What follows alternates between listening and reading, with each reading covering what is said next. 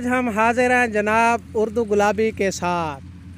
तो आज की वीडियो हम शुरू करेंगे पे खाले दे उत्ते, क्योंकि खाले दे उत्ते बैठे हैं। एक तो खान अल्लाह दिता टोर गया और यानी कि मुल्तान, तो उसकी जगह पे नैब कासिल यानी कि जनाब बैठे हैं मियाँ लियाकत भट्टू साहब, और साथ बैठे हैं चाचा शबान साहब बैठे ने डंगर शंगर वाड वुड के आया।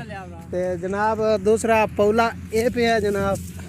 दूजी गल है जनाब कबोटा आज मशीन वाटती पई है। ये धान होता है या क्या पनीरी होती है? पनीरी तो गाड़ ली थी, तो पनीरी वड्डी हो गई है, तो आज कबूटा आ गई है तो वो वटदा पे है। ये काल कौन कर रहा है? दरमियान में काल आ रही है, लेकिन काल नहीं हम सुनने वाले। 2 मिनट यार।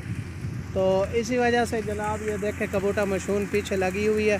तो चाचा शबान यहाँ पे रेस्ट करेंदा बैठा है, और एक जड़ा उस्ताद है कबूटा मशीन वाला बहुत ठरकी है। जब मशीन तो लैंदा